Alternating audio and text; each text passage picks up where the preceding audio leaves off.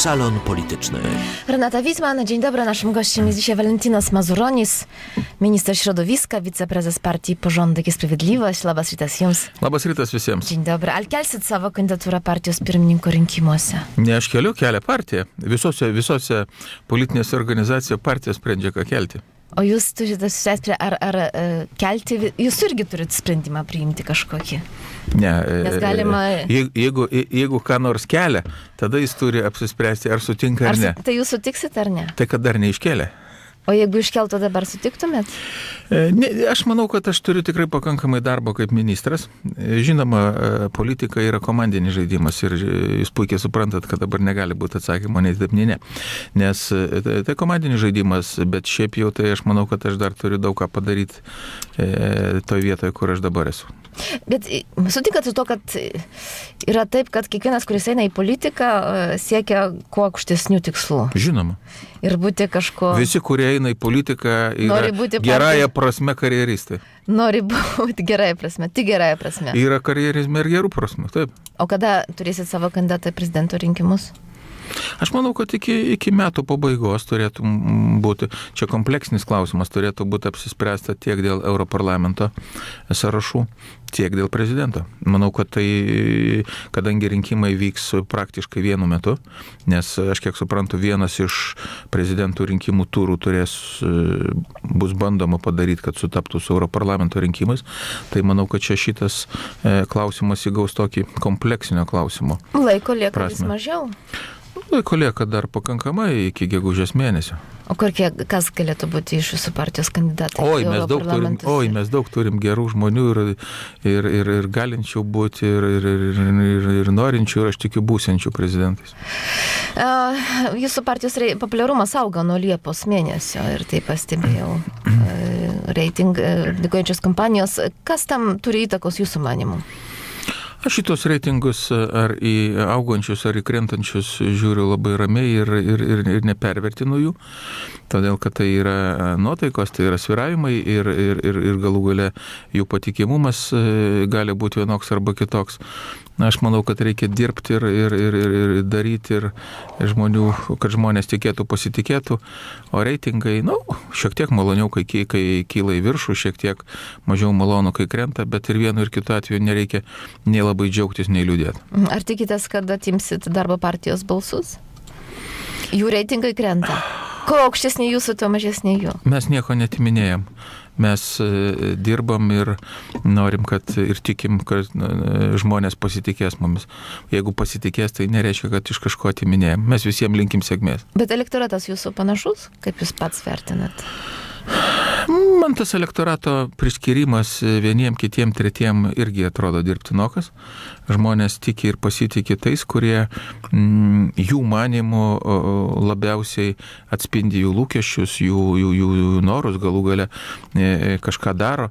Tai pagal šitus parametrus aš manau, kad mumis pasitikė daug kas turi. Ir turės. Kai politologai ir sociologai sako, kad jūsų partija Tvarka ir Teisingumas tai yra vieno lyderio partija. Tai jūs sutinkate su tuo ar ne? Ne, tai politologai, sociologai, jie pirmiausia sugalvoja kažkokias etiketės, po to bando pritraukti, pagrįsti tuos dalykus, teorijas, tai jų darbas toks ir labai geras ir labai naudingas, tai jų darbas ir linkiu jiems sėkmės toliau, bet mūsų partijoje yra 17 000 narių ir manau, kad lyderių yra labai daug ir vietiniam lygmenį, ir valstybiniam, taip kad tegu politologai kūrė savo teorijas, o mes jei tu ir pastebėjimą, kartu su visais dirbsim. Pastebė, kad jūs esate jau ryškesnė žvaigždė nei daug iš jūsų partijos narių ir tame tarp ir Paksas. Ir sako, kad Paksas jau seniai tapo tokiu inkaru, kuris trukdo partijai judėti į priekį ir tai susiaurina partijos politinės veiklos galimybės. Na čia iš tos pačios etikečių klijavimo arba darimo operos. Aš manau, kad tiek aš, tiek prezidentas Rolandas Paksas, tiek mūsų prezidiumas, valdyba, taryba yra vieninga ir gera komanda ir beje geresnės Lietuvoje nėra, tai kviečiu visus paremti visą tą komandą ir gyvensim geriau. O kodėl jums nepavyko susijungti su darbiečiais? Taigi buvo tokie planai?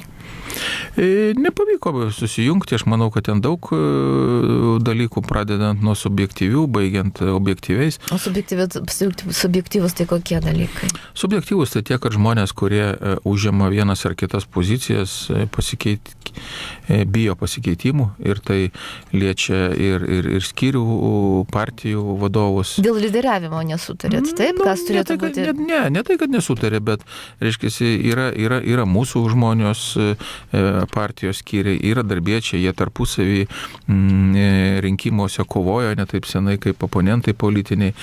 Tas susijungimas visada kelia tam tikras, apie subjektyvius faktorius kalba, tai reiškia, tame tarpe nuogastavimus, kas čia dabar bus, kai susijungsim, ar čia iš tokios ramybės būsenos reikės pereiti į tokią kovos už savo vietą toje ir kitoj pozicijoje būseną, bet man labai gaila, kad iki šiol nepavyko, aš tikiuosi, kad pavyks susijungti.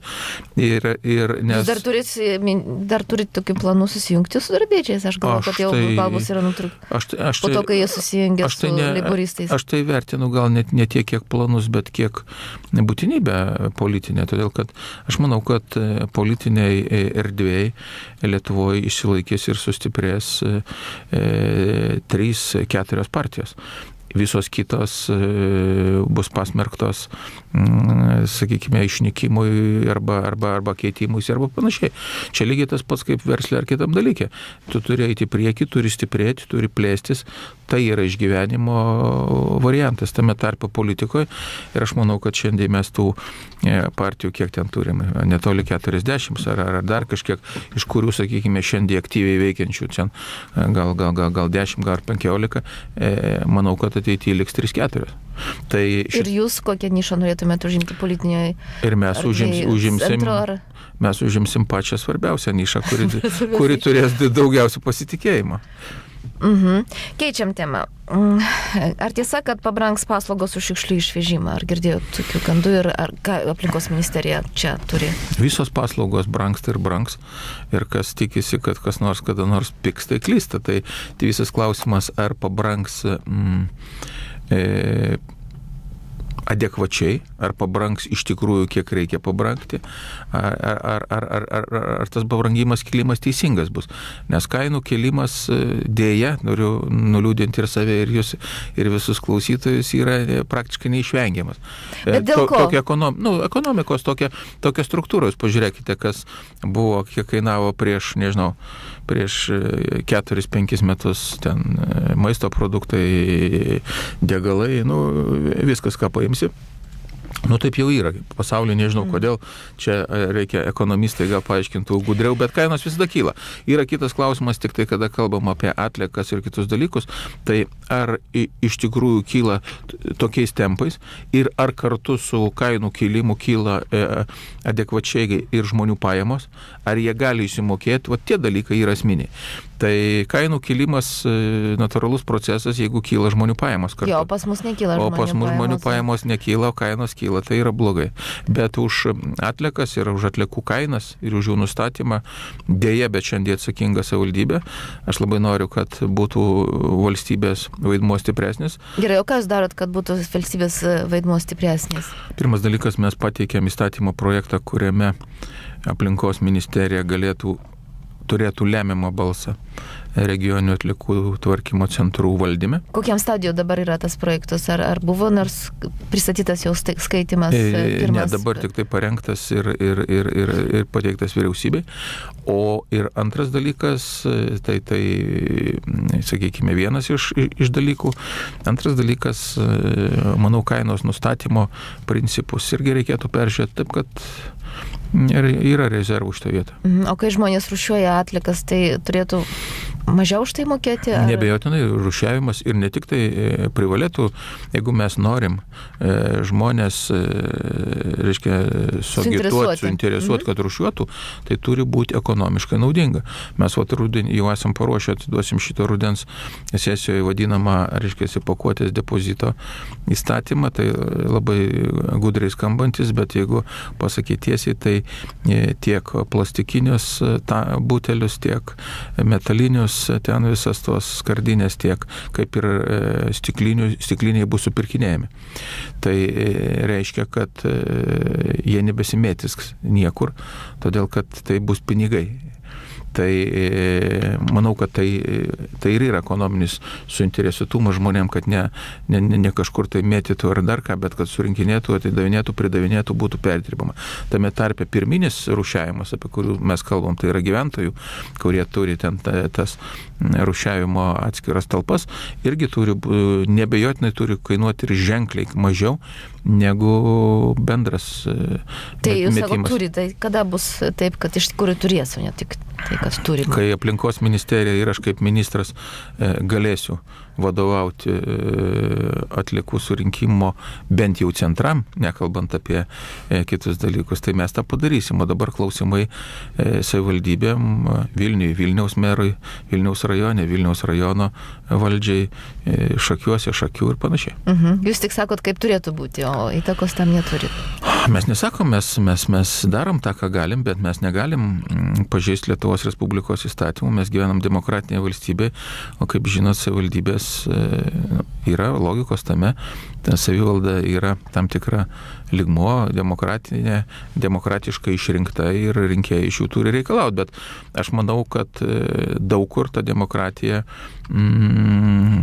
nekenktų paderinti su centralizuotu valdymu ir mes turėtumėm geresnius rezultatus. Gerai, ministrė, kokie dar įstatymo projektai svarbus iš jūsų srities aplinkos apsaugos bus ir priimtini rudens sesijoje, yra paruošti, ar tikitės, kad bus priimti? Na, pagrindinis, sakykime, gal tokiais blokais, aš sakyčiau. Mes toliau eisim su statybos procesų liberalizavimu, arba tiksliau mažinimu biurokratinių visų dalykų. Mes dabar padarėme, kaip priėmėm pavasarį nuo metų pradžios tą vadinamą teritorijų planavimo įstatymą plus 25, man atrodo, lydinčius įstatymus. Dabar yra paruoštas, baigiamas ruošti statybos įstatymo pakeitimai, kurie techninio projekto derinimo, visas procedūras supaprastins, manau, kad nemažiau radikaliai negu teritorijų planavimo. Ta prasme, turint sklypą iki pastatymo pabaigos šitas procesas supaprastės. Atliekų srity, aš jau minėjau, manau, kad labai svarbus tas vadinamas depozito įstatymas, kurį estai jau turi įsivedę tą sistemą, Latviai dar tik tai planuoja, mes įsivedę iš tikrųjų daug tvarkos ir padarytumėm, reiškia, šitoj vietoj. Yra vadinamas vandens įstatymas, kur vandentikio nuotekų valdymas iš esmės yra, mano manimu, sustatymas į teisingas vėžes ir daugelis kitų tokių esminių blokų ir esminių įstatymų. O gerai, o kaip vyksta tas daugiabučių namų renovacija? Daugiabučių namų renovacija iki šios dienos vyksta gerai. Beje, kas nori pamatyti pokyčius, ten kas mėnesį mes dedam, mūsų tinklalapį gali atsidaryti, yra speciali nuoroda, kiek tam jau yra suderinta su gyventojų skaičiai, tai dabartiniu metu stovi apie 90 pastatų. Tai jeigu tokiais tempas eis, tai kada manot, kad bus baigtas? Paskutinis namas renovavimo. Labai negreit bus baigtas, todėl kad pas mus, aš kaip sakiau, beje, noriu pasakyti, kad yra 200 jau pastatų, kur gyventojai pritarė konkretiem investiciniam projektam, dabar vyksta dėrybos su bankais ir sudėtingiausias periodas bus su statybininkais ir projektavimas statyba, kadangi šitoje vietoje šiek tiek bijau, kad mes užbėgsim šiek tiek į priekį, o statybos sektorius nepasivys mūsų. Ta prasme, kad truks statybininkų? Manau, kad gali trukti. Visi išvažiavo į Angliją? Ne tik, kad visi. Jūs žinote, kad krizės laikotarpiu, krizės šios etape pats didžiausias kritimas ir buvo statybos sektoriai. Bet yra, mes kaip tik ir su čia kolegom Lenkų statybininkai čia daro, jie, man atrodo, ar ne šiandien dar konferenciją, jie nori ateiti, padėti, kadangi Lenkijoje renovacija įvyko sėkmingai ir pakankamai dideliais masteliais. Jie analizuoja situaciją ir žiūri galimybės. O mes esame atviri. Mes ES valstybės visos esame atviros ir mes galim važiuoti į Lenkiją, Lenkai gali važiuoti į Lietuvą ir mes su Lenkais galim važiuoti į Didžiąją Britaniją ir atvirkščiai. Ir Lenkai renovuos mūsų namus?